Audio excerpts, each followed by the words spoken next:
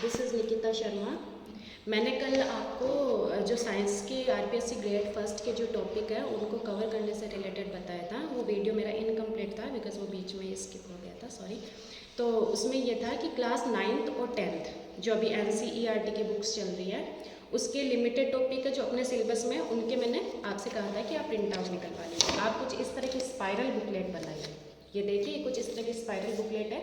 ये आपको काफ़ी थिक लग रही है बिकॉज मैंने बाय मिस्टेक क्या किया, वन साइडेड, देखो इस तरह से वन साइडेड ये निकलवा ली, जिससे क्या नंबर ऑफ पेजेस बढ़ गए और ये बुक अपने को थोड़ी सी थिक लग रही है। और हमारी क्या मेंटलिटी होती है, मैं पहले से कोई किताब साइज़ में बड़ी दिखती है ना तो हमें थोड़ा डर लगता है कि इतना कैसे कवर करेंगे, इतना नहीं है। आप बहुत साइडेड प्रिंट निकलवाएंगे ना तो आपकी लगभग मतलब कुछ हाफ ऐसी इतने सी कुछ बुकलेट रहेगी, है ना, ठीक है। तो आप कुछ इस तरह से बुक निकलवा लीजिए। इसमें देखिए क्लास 9th और 10th के उन चैप्टर्स की पीडीएफ है और स्पाइरल में ऐड किया है। आप कुछ इस तरह से प्रिंट आउट निकलवा लीजिए। जैसे एटम एंड मॉलिक्यूल्स है, आपको मैंने कहा आप हाइलाइटर का यूज़ कीजिए। हाइलाइटर वैसे तो देखिए पूरा बुक ही इंपॉर्टेंट है, मतलब जो जो चैप्टर सिलेबस में वो पूरे इंपॉर्टेंट है। हाइलाइटर से क्या होता है, थोड़ा कलरफुल लगता है, तो जब रिवीजन करते हैं ना तो थोड़ा सा ऐसे कलरलेस नहीं लगती लाइफ, थोड़ी सी अच्छी लगती है। रिवीजन करते टाइम ये भी फील होता है कि हाँ हमारे देखो ये मार्क किए हुए हैं, पेन से अंडरलाइन भी किया है या हाईलाइट का जो भी यूज़ किया, हमारे कुछ निशान छोड़े हुए होते हैं, तो ऐसे लगता है हाँ पढ़ के तो निकले इस चैप्टर को तो ईजिली कर लेंगे, एकदम नया नया सा नहीं लगता। आप कुछ इस तरह से बुकलेट को पढ़िए और आप अपने फ्रेंड को पढ़ा सकते हैं और आप स्टूडेंट्स को पढ़ा सकते हैं। देखो आसपास के गांव में ऐसे बहुत सारी, अपने गांव में है ना ऐसी बहुत सी स्कूल्स होती है जहाँ पे स्टूडेंट्स को नीड होती है टीचर की, आप उनको पढ़ाइए। शाम को अगर बच्चों को ट्यूशन्स देते हैं तो वैसे कीजिए। और देखो टाइम कम है तो आप कुछ नहीं तो मिरर के सामने खुद को पढ़ाइए, जिससे हमने बोलने की, सुनने की, हमारा खुद का बोला हुआ कानों में आता है ना, तो सेंसेस सारी इन्वॉल्व होती है, तो कॉन्सेप्ट अच्छे से होता है, क्लियर होता है। वैसे कोई हनुमान चालीसा या कोई ग्रंथ तो है नहीं कि भाई हमें समझ आया तो नहीं आया, नहीं आया तो नहीं, हमें ऐसे ही उसको पढ़ लिया एक अपने रूटीन की तरह, वो कुछ नहीं है। हमें इनका आना भी तो चाहिए ना इन सब चीज़ों को। तो ये कुछ इस तरह है, आप ऐसे पढ़ सकते हैं, ठीक है। ये कुछ मैंने इस तरह से हाईलाइट किए हैं, वो आप देख लीजिए, आपको जो सूटेबल लगे ना उसके अकॉर्डिंग। इसमें वो चैप्टर है जो हमारी क्लास 10th में सॉरी सिलेबस में है, फर्स्ट ग्रेड के। ये देखिए केमिकल रिएक्शन एंड इक्वेशन, कुछ इस तरह से आप प्रिंट आउट निकलवाइए और उनको पढ़िए। ये बुकलेट कुछ इस तरह से, ठीक है। ये टिश्यूज का चैप्टर है, ये देखिए ये वाला इनसे डायरेक्ट क्वेश्चन आए हुए हैं लास्ट ईयर में, ठीक है।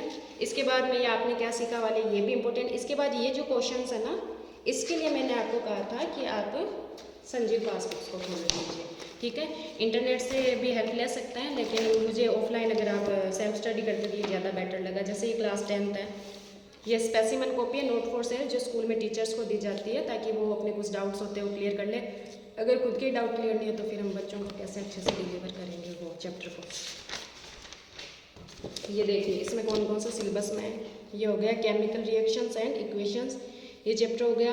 Carbon and its compound, direct syllabus अपने ये 9th और 10th वाले ही टॉपिक उठा के दिए हमें, अलग से कुछ नहीं है। ये लाइफ प्रोसेसेस हो गया, सॉरी ये नहीं हुआ, कंट्रोल एंड कोऑर्डिनेशन हो गया, and how to heredity and evolution हो गया। इलेक्ट्रिसिटी इस बार नया ऐड किया है। सोर्स ऑफ एनर्जी ये ऊपर वाला, सॉरी, आर इन्वायरमेंट हो गया, और sustainable management of natural resources, ठीक है। ये डायरेक्ट टॉपिक हमारे सिलेबस में दिए हुए हैं। इसमें क्या होगा कि ये देखो ये अन्य महत्वपूर्ण प्रश्न लिख के कुछ एक्स्ट्रा क्वेश्चंस दिए हुए होते हैं एमसीक्यू की फॉर्म में, आप इनको सॉल्व करो, ठीक है। इससे बेस इतना क्लियर होगा ना कि डायरेक्ट एग्जाम में क्वेश्चन यहीं से उठ के आते हैं, अलग से कहीं से नहीं आते हैं।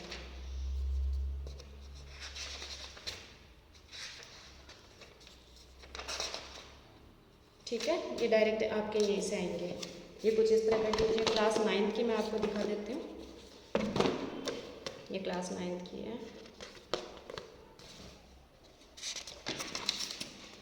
ये देखिए मैं स्टार्टिंग से दिखाती हूँ। चैप्टर नंबर 9th का जो 3 एटम एंड मॉलिक्यूल्स, ये हमारे सिलेबस में, ये टिश्यूज सिलेबस में, ये force and laws of motion syllabus में, वर्क एंड एनर्जी, ठीक है, ये हमारे सिलेबस में। इसके अलावा इस बार ये साउंड का टॉपिक ऐड किया, ये वाला भी सिलेबस में, ठीक है। और जो क्लास 8th का है, क्लास 8th में से सिर्फ साउंड वाला टॉपिक हमारे सिलेबस में, बाकी के नहीं। क्लास 8th का एक ही टॉपिक, वैसे साउंड अपने क्लास 9th में भी पढ़ा है और फिर आप 8th में भी पढ़ लो, ताकि बच्ची कुछ इन्फॉर्मेशन है ना, तो क्लास 8th वाले भी पढ़ लो, क्या पता कोई क्वेश्चन इनमें से आ जाए, ठीक है। 7th में अपने मतलब का इतना कुछ है नहीं, ठीक है। रही बात शॉर्ट नोट्स की, तो आप कुछ इस तरह आप कुछ वाइट बुक लीजिए या विदाउट वाइट भी ले लीजिए, उसको वो कोई इतना मतलब की बात नहीं है। और आपको कुछ इस तरह से बनाइए, ठीक है। ये कुछ शॉर्ट नोट्स बनाए, जैसे ये टिश्यू वाले टॉपिक का बनाया हुआ है उत तक का ना, ये मैंने लगभग 3 से 4 पेज में ख़त्म किया हुआ है। कुछ इस तरह शॉर्ट नोट्स बना लीजिए, एग्जाम टाइम में रिवीजन में इतनी हेल्प मिलेगी। देखो पहले ही पेज से डायरेक्टली क्वेश्चन अभी एग्जाम में आया था सुबेरियन वाला, ठीक है। और ये कुछ इस तरह 5R, ये 5R एक एग्जाम में आया हुआ है, बिग ग्रेड फर्स्ट की एग्जाम में कौन से टाइम ईयर का है वो मेरे को याद नहीं है। तो अब ये जो स्टिकी नोट्स होते हैं ना, कुछ इस तरह से आप इनके ऊपर ये इस तरह की छोटी मोटी चीज़ें इस पर लिख के और अपने स्टडी टेबल के वो जो दीवार है उस पर चिपका लीजिए। इससे क्या होता है, शॉर्ट नोट्स हम बोलते हैं हमें दिखते रहते हैं, देखो दिखता कुछ नहीं, इतना ही दिखता है शॉर्ट नोट्स चिपका हुआ, लिखा हुआ क्या वो हमें देखना पड़ता है। सुबह जाते ही एक बार तो स्टडी करने से पहले एक बार जितने भी शॉर्ट नोट्स चिपकाए हुए ना 8-10 तो हो ही जाते हैं धीरे धीरे, तो पहले तो आप उनको पढ़ लीजिए एक बार। और एक आप पूरा घर पे आते टाइम की बस आज की पढ़ाई हो गई, तो 5-7 मिनट एकदम शांति से बैठ के उन शॉर्ट नोट्स को एक बार का पूरा रिवीजन कर लीजिए। एग्जाम में डायरेक्ट शॉर्ट नोट्स में से, इनमें से स्टिकी नोट्स में से क्वेश्चन आते हैं, क्योंकि हम इस पर वही इन्फॉर्मेशन लिखते हैं जो इंपॉर्टेंट होती है, हमें लर्न नहीं होती, बार बार देखते हो ना तो हमें लर्न होने लग जाती है। कुछ इस तरह आप शॉर्ट नोट्स बनाओ। ये तो सेल वाले चैप्टर का, ये हमारे सिलेबस का है नहीं, है ना, ये ग्रेड 3 के सिलेबस का है, ये काम का नहीं है,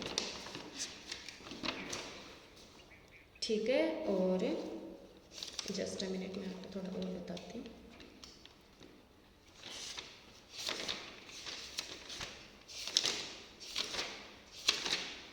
ये देखिए साउंड वाला चैप्टर है, ये साउंड का आपने इस तरह बना लिया, इस तरह आपने 2 पार्ट में डिवाइड करके, इससे क्या होगा आपको रिवाइज करने में बहुत ज़्यादा हेल्प मिलेगी, ठीक है। एग्जाम से जस्ट पहले आप थोड़ा सा ये जस्ट रिवाइज करके चले जाएंगे ना, तो बहुत बेनिफिट होगा।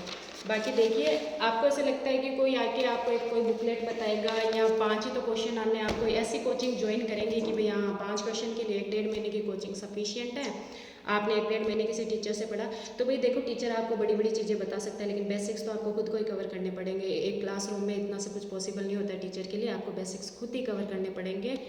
सफलता का कोई शॉर्टकट होता नहीं है वैसे, है ना, आपको इतनी मेहनत करनी ही पड़ेगी, तब जाके साइंस के वो 5 क्वेश्चंस कवर होंगे। अदर सब्जेक्ट है जो और भी सब्जेक्ट कवर करने हैं तो उनमें भी बहुत ज़्यादा मेहनत करने की नीड है, तब जाके ये कवर होते हैं। और 5 क्वेश्चन सीधा छोड़ के चले जाते हैं। देखो उस बच्चे से पूछे जो पॉइंट्स में रहा है, जो एक एक सवाल से फेल हुआ है, आप उससे पूछिए ना, तो बाकी आपकी मर्जी है, ठीक है।